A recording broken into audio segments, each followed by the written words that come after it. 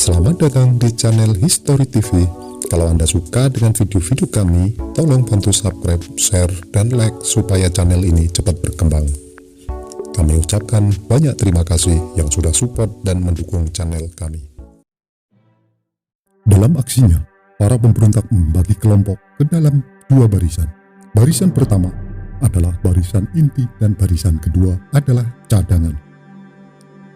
Barisan inti terdiri dari anggota militer yang dibantu ratusan ribu barisan cadangan.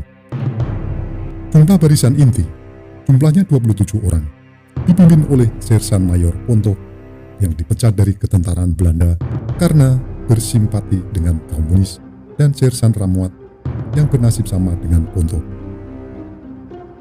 Keduanya merupakan orang Manado.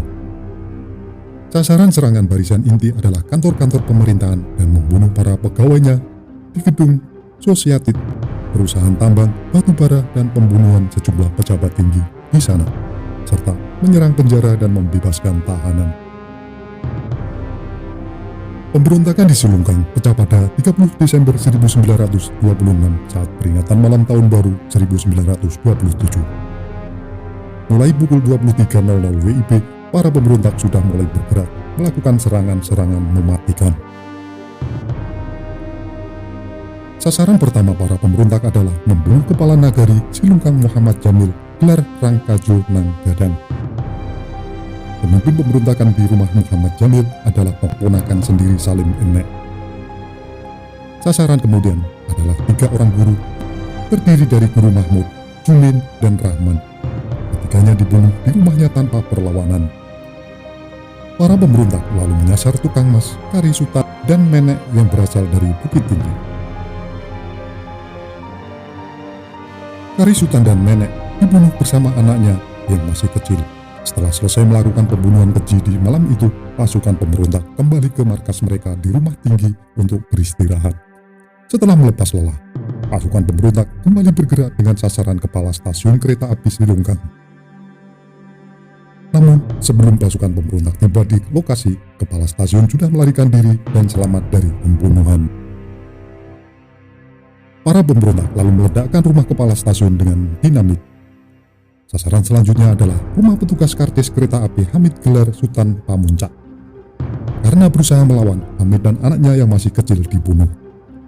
Selain meledakkan rumah, para pemberontak juga menghancurkan stasiun kereta, memutuskan sambungan telepon, dan merusak kawat penghubung kereta api yang menghubungkan Padang Panjang dan Sawah Lunto.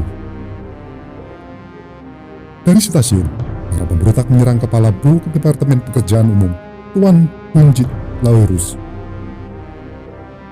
Lagi-lagi, pembunuhan sangat keji dilakukan oleh para pemberontak. Lawerus dibunuh dengan brutal di depan istri dan anaknya. Pada malam tahun baru itu, para pemberontak berhasil melakukan pembunuhan terhadap 7 orang pegawai pemerintah kolonial Belanda, menghancurkan fasilitas umum, dan melakukan berbagai perampasan harta korban-korbannya.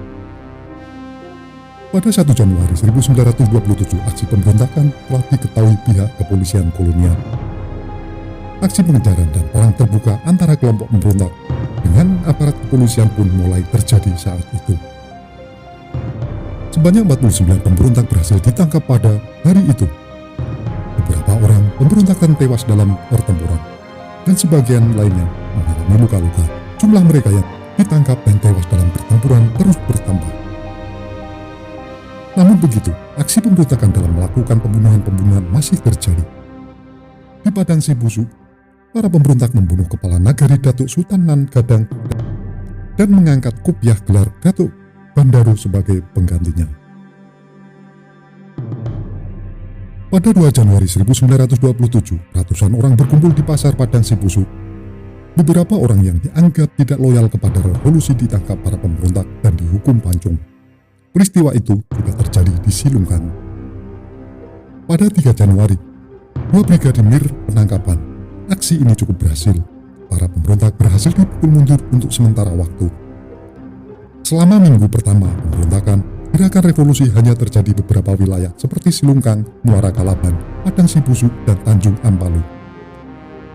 Namun begitu, semangat revolusi ini berhasil membakar rakyat Sumatera Barat. Hingga 12 Januari 1927, militer kolonial Belanda telah menangkap sebanyak 1.300 orang. Rata-rata usia mereka yang ditangkap 17-30 tahun.